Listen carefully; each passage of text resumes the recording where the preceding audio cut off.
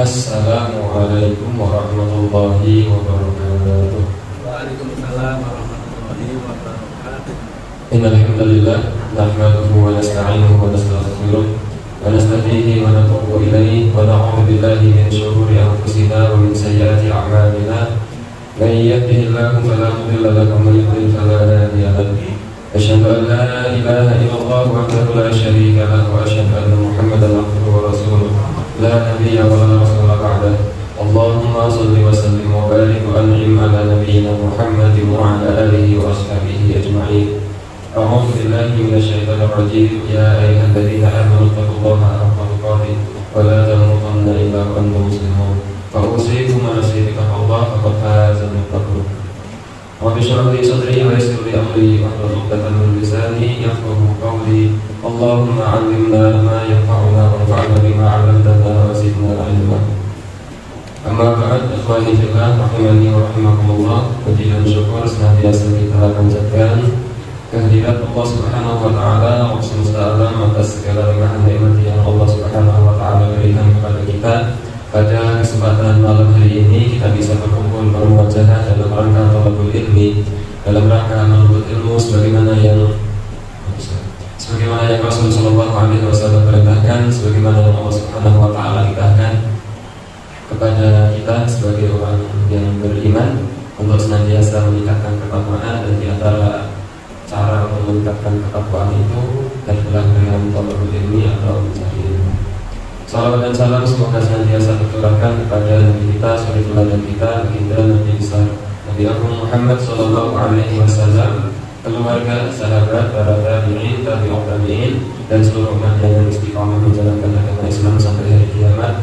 Kita berharap dan berdoa kepada Allah Subhanahu wa taala, semoga Allah Subhanahu wa taala menggolongkan kita termasuk orang-orang yang menjadi umatnya Nabi Muhammad sallallahu alaihi wasallam yang istiqamah memegang syariat Islam sampai akhir hayat kita. Alhamdulillah, Bapak Ibu jamaah salat maghrib rahimani wa rahimakumullah. Tak lupa kami ucapkan taqabbalallahu minna wa minkum siyamana wa siyamakum shalihal a'mal kullu 'am wa antum bi khair. Allahumma ij'alna minal 'aidina wal faizin. Mohon kasih sama sandikan dan sama kelas. Awal kelas maghrib.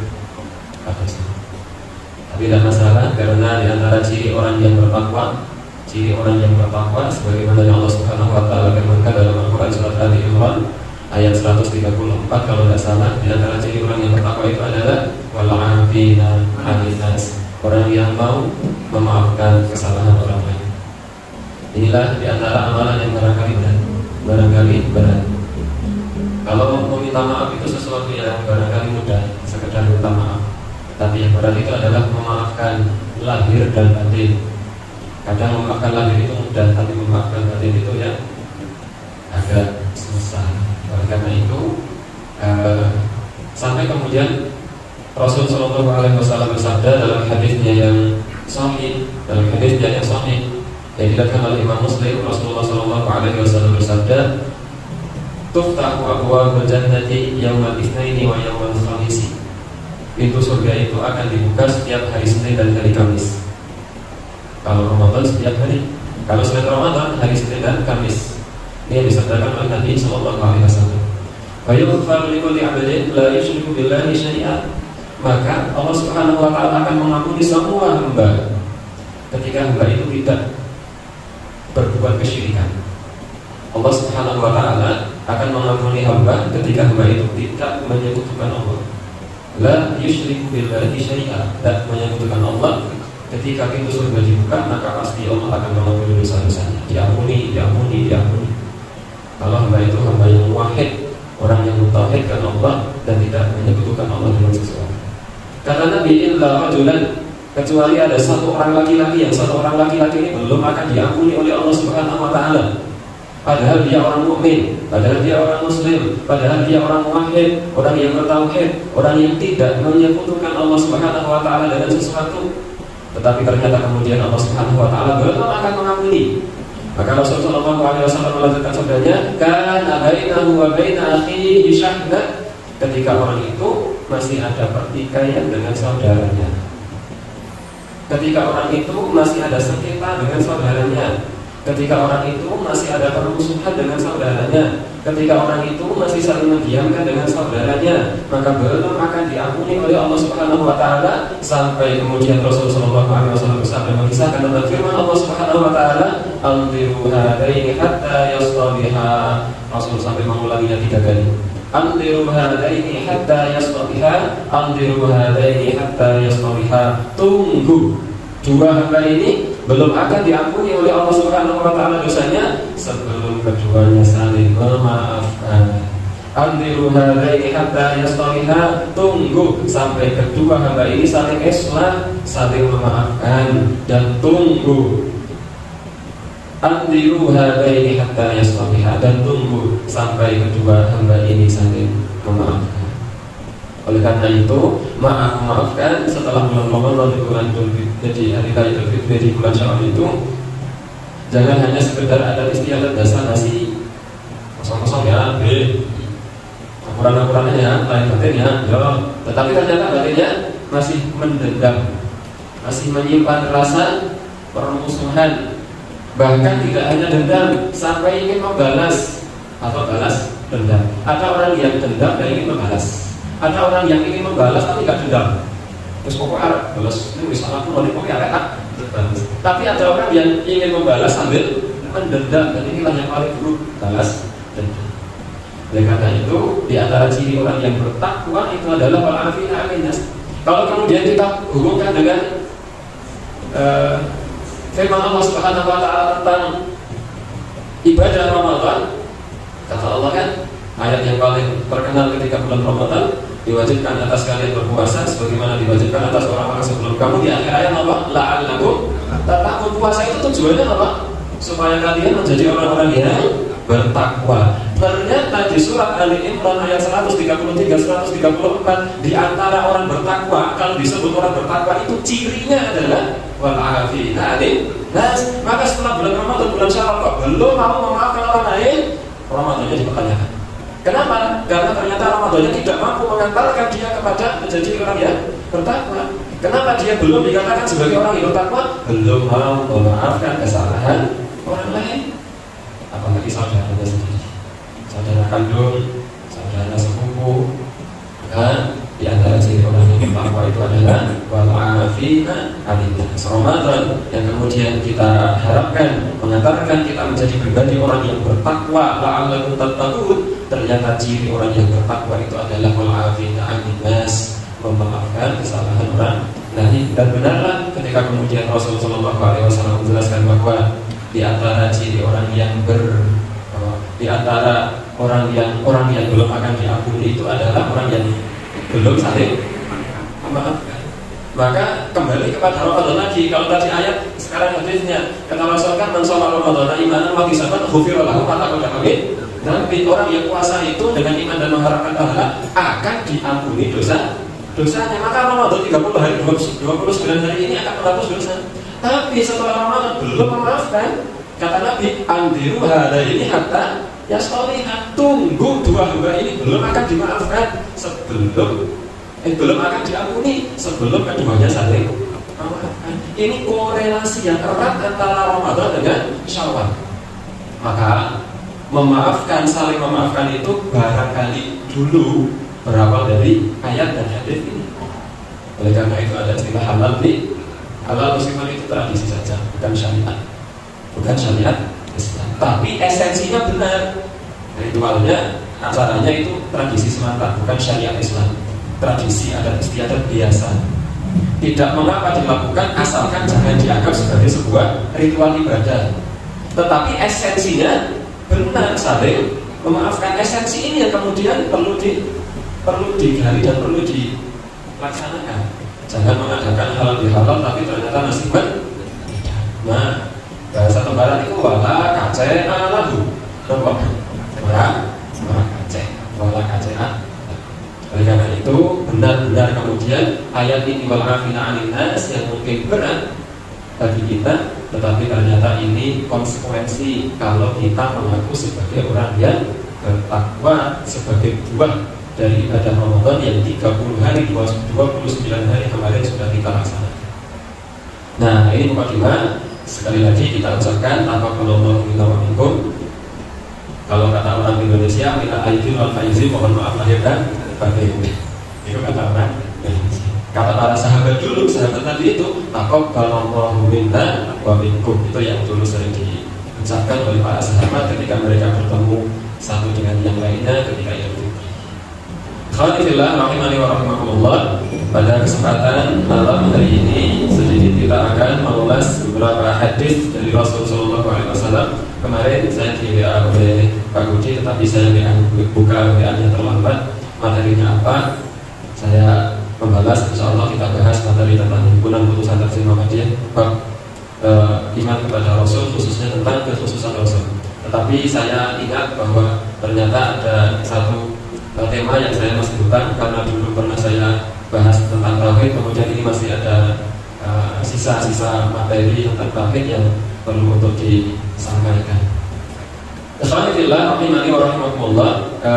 Kita cuplik dari kitab yang dikarang oleh Syekh Abdul Rahman bin Hasan An-Ubadah bin As-Samit, dari Ubadah bin Samit radhiyallahu anhu. Ingat ya? Ini pertanyaannya nih. Alhamdulillah. Mana itu boleh hijau? Ikutin. Ikan hanya bertanya apakah boleh? Ada. Alhamdulillah. Mungkin ikan membahas ini datos datos amal jariah.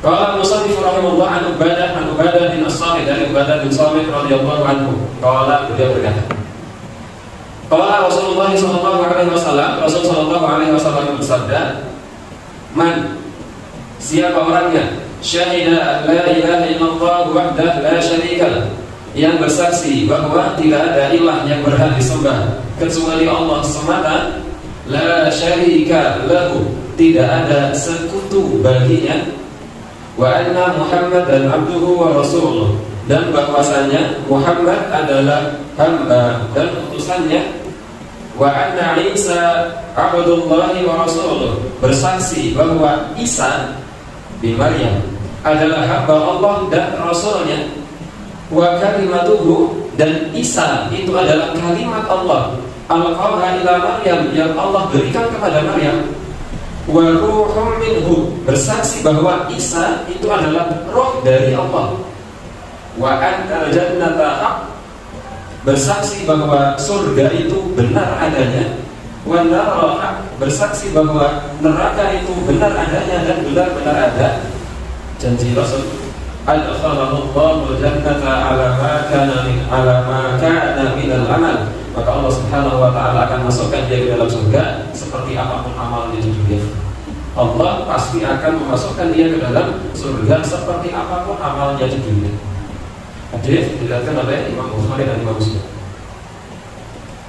Siapa orangnya yang bersaksi bahwa tidak ada Tuhan yang berhak disembah kecuali Allah saja, tidak ada sekutu baginya, bersaksi bahwasanya Nabi Muhammad adalah hamba dan utusan Allah, bersaksi bahwasanya Nabi Isa adalah hamba dan utusan Allah, bersaksi bahwasanya Nabi Isa adalah kalimat Allah yang Allah berikan kepada Maryam, bersaksi bahwasanya Nabi Isa adalah roh dari Allah Subhanahu wa taala, bersaksi bahwa surga itu benar, bersaksi bahwa neraka itu benar adanya, maka Allah Subhanahu wa taala akan masukkan dia ke dalam surga bagaimanapun amalnya di dunia.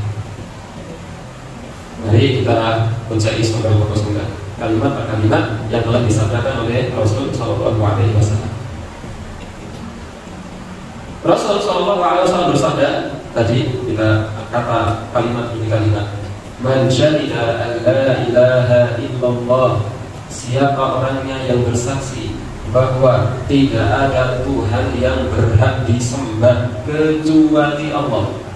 Apa maksudnya? Maksudnya man takallama biha, siapa yang mau mengucapkan kalimat itu, mengucapkan la ilaha illallah, siapa yang mau mengucapkan kalimat itu, takallama biha arifan li ma'naha, mengetahui maknanya. Di sini makna, bukan arti, bukan arifan li tarjamatiha, mengetahui terjemahnya ada, tapi mengetahui makna. Beda antara makna dengan arti.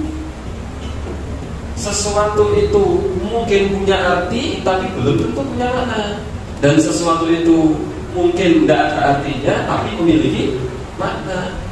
Kalau tanya kali bapak pulau Pak Rian, malas Pak Ibu kasih suka Pak pulau itu sebenarnya Ja'far itu apa sih apa?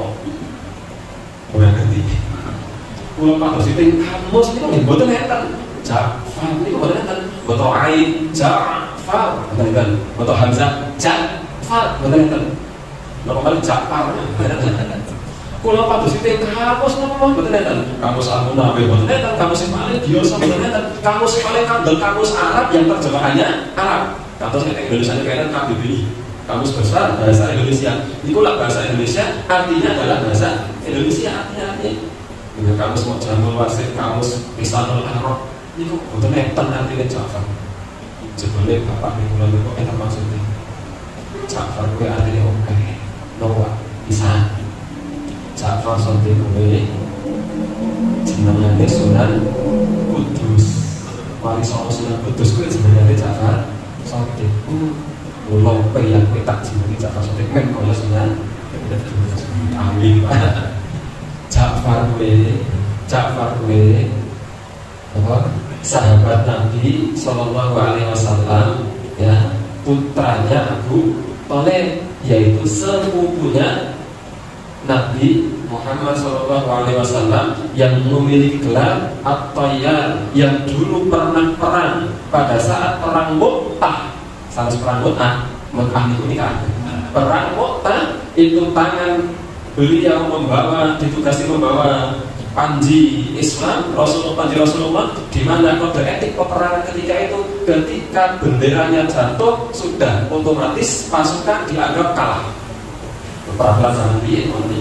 Maka ketika Ja'far bin Abi Thalib diserai oleh Rasul memegang panji peperangan, dan pemegang panji peperangan ini adalah orang yang paling mulia ketika berperang, maka ketika tangan kanannya putus, diambil dengan tangan kirinya, maju ke medan perang. Ketika tangan kirinya ditebas oleh musuh, jatuh, maka diambil dengan kedua tangan, dengan sisa-sisa lengannya diambil, dikibarkan hingga kemudian musuh menebas lehernya, baru meninggal dunia, dan kemudian panji itu diambil alih oleh pasukan yang lain. Ketika kemudian meninggal dunia, Rasul Shallallahu Alaihi Wasallam mengabarkan bahwa kedua tangan yang tertebas musuh itu telah diganti oleh Allah dengan dua sayap dan digunakan untuk terbang di taman-taman surga. Maka sejak saat itu Ja'far bin Abi Thalib diberi gelar At-Tayyar, yang mampu terbang. Nah, jebule ana maknane to, Pak. Ndak yo ngene jenenge ora duwe makna. Ariku terus nek mboten kenal kene, nek enggak maknane nomor kata. Mungkin pernah saya ceritakan tangga desa saya dan masih tangga sebelah tangga rumah saya dan masih ada hubungan darah dengan saya. Itu ada seseorang yang diberi nama Dia Autura. Dia Autura itu bulan ini kamu sepundi mawon boten enten artine esku. Jebule niku enten maknane, boten enten artine enten maknane apa? Jebule niku singkatan Dia, DIA, doa ibu ayah. Autura, agama orang tua negara.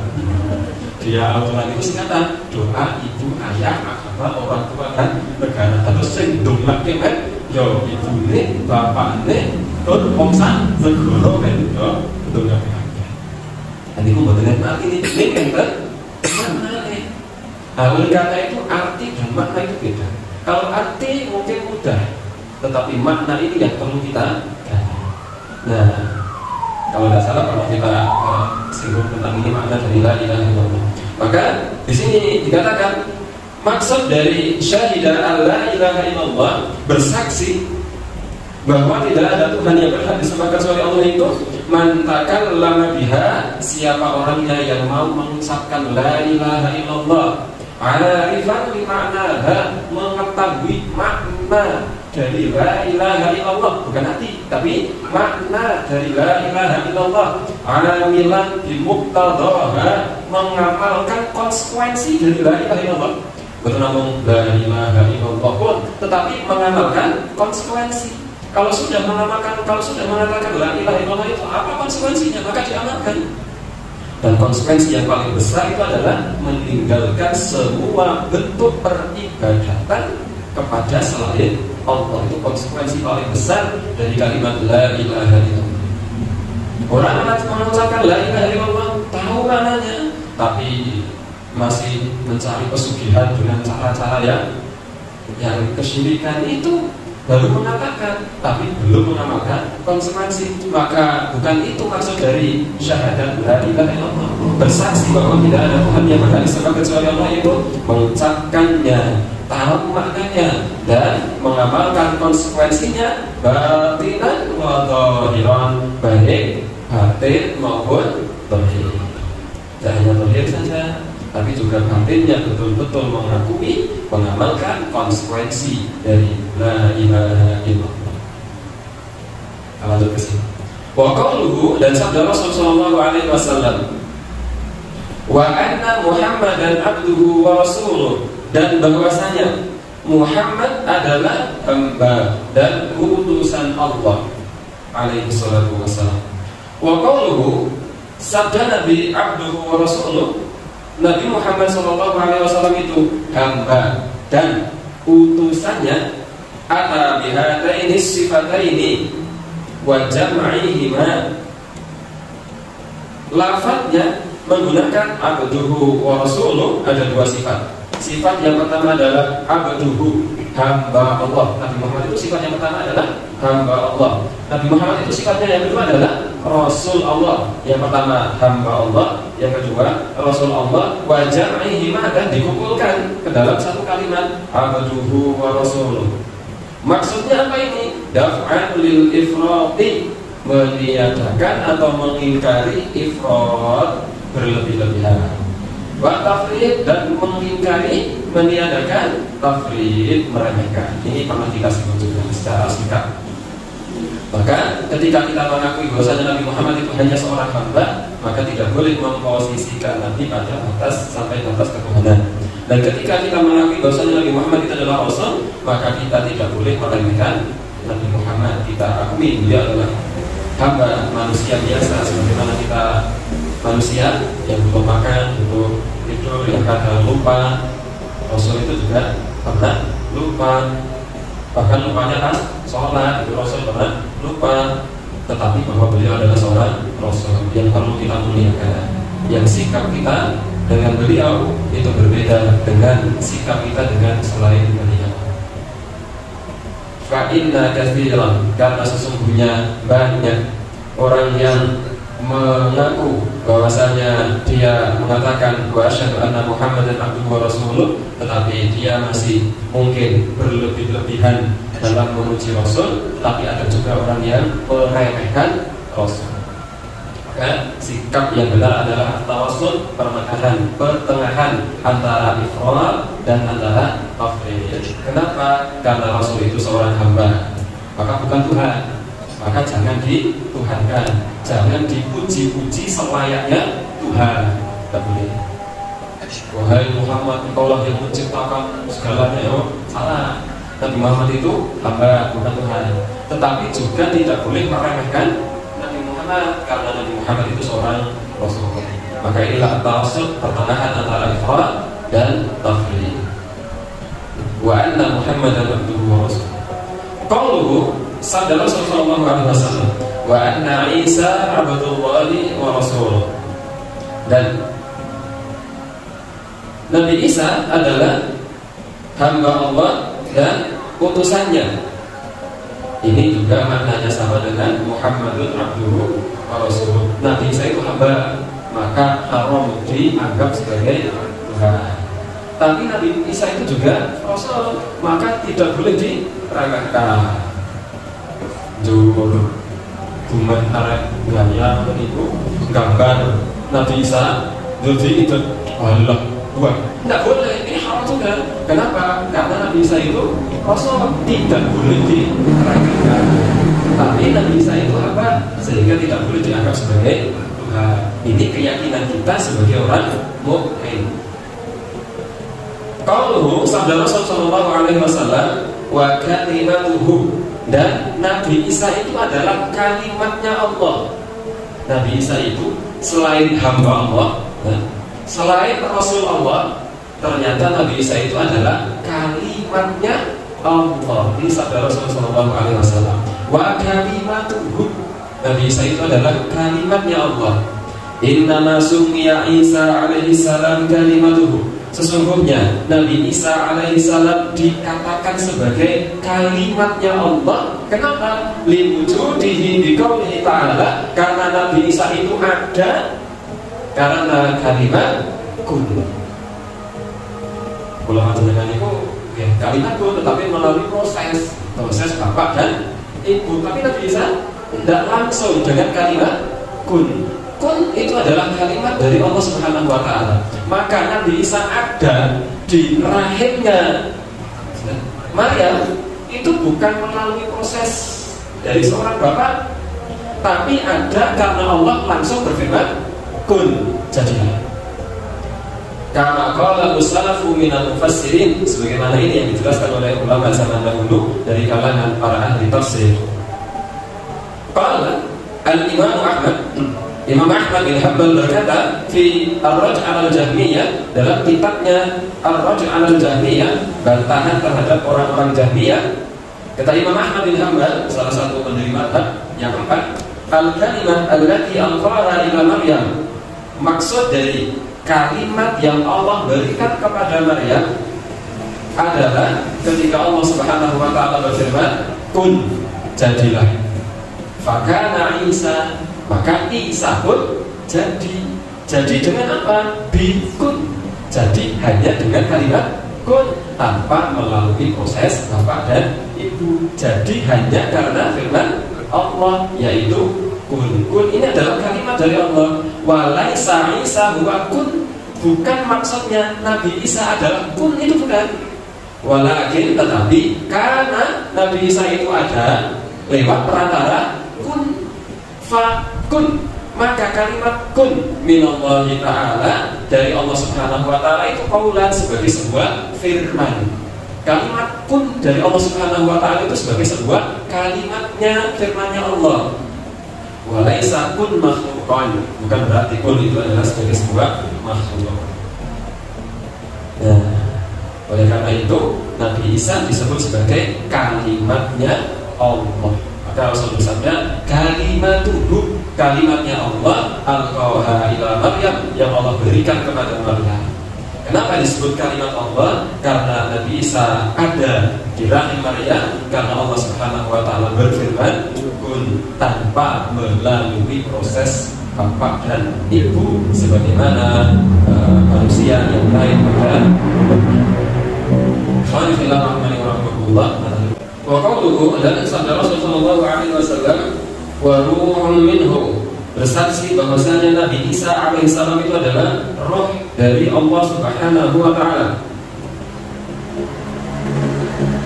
Qala Ubay bin Ka'ab radhiyallahu anhu berkata, Nabi Isa alaihissalam ruhun minal arwah, adalah salah satu roh di antara rohnya Allah Subhanahu wa Ta'ala. Artinya di antara roh-roh yang Allah Subhanahu wa Ta'ala ciptakan, Allah Subhanahu wa Ta'ala telah menciptakan rohnya kita, roh bapak kita, roh kita semua. Termasuk Nabi Isa itu adalah salah satu roh di antara sekian banyak roh yang pernah Allah Subhanahu wa Ta'ala ciptakan. Alladzi khalaqahu Allah, yang diciptakan oleh Allah. Maka Nabi Isa itu adalah roh dari Allah, bukan Allah itu sendiri, tapi roh dari Allah. Wastantawaha biqaulihi, yang roh ini juga dulu sudah pernah diambil sumpahnya oleh Allah di dalam roh. Ketika Allah mengambil sumpah kepada semua roh, sebagaimana firman Allah Subhanahu wa Ta'ala, alastu bi rabbikum, bukankah aku ini Tuhanmu? Maka para roh itu berkata, bala, benar ya Allah, syahidana, kami semua menjadi saksi bahwa Engkau adalah Rabb kami. Ba'athallahu ila Maryam, yang Allah berikan roh itu kepada rahimnya Maryam, fadakhala fiha, masuk ke dalam rahimnya Maryam. Maka sabda Rasulullah ini Rasul ingin meluruskan pemahaman orang Nasrani dan pemahaman orang Yahudi.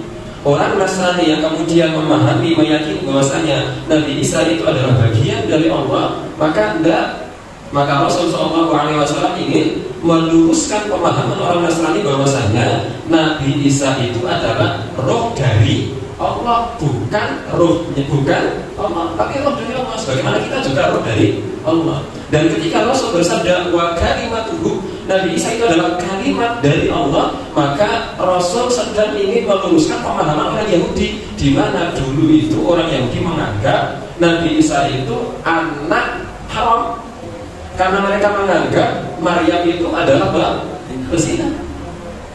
Oleh karena itu kan kisah awal ketika Maryam membawa Nabi Isa alaihissalam yang masih dalam buayan itu dari tempat pengasingan dibawa di hadapan orang-orang Bani Israil, maka orang-orang Bani Israil langsung mencela Maryam dan mengatakan Maryam ini adalah seorang pezina. Maka abuki imra'asaw wa ma kanat ummuki baghiyah. Wahai Maryam, bapakmu itu bukan bapak yang neko-neko, ibumu juga ibu yang baik-baik, kenapa kamu berzina dan seterusnya. Ketika kemudian bayinya bisa ngomong ceritanya, kisahnya panjang itu. Nah, Bani Israil itu orang-orang Yahudi menganggap bahwasanya Nabi Isa itu adalah anak haram. Sampai di akhir kisah itu Nabi Isa dikejar-kejar ingin dibunuh, sampai akhirnya Allah Subhanahu wa taala mengangkat Nabi Isa ke langit. Sejak awal diutus sampai Nabi Isa diangkat ke langit, orang Yahudi itu benci kepada Nabi Isa dan menganggap Nabi Isa anak haram, anak hasil zina. Jadi menganggap Nabi Isa itu hina, rendah. Tetapi orang Nasrani menganggap Nabi Isa itu berlebihan. Ini kebalikan. Maka Rasul ingin meluruskan pemahaman ini, bahwasanya Nabi Isa itu adalah kalimatuhu, kalimat dari Allah, bukan anak hasil zina.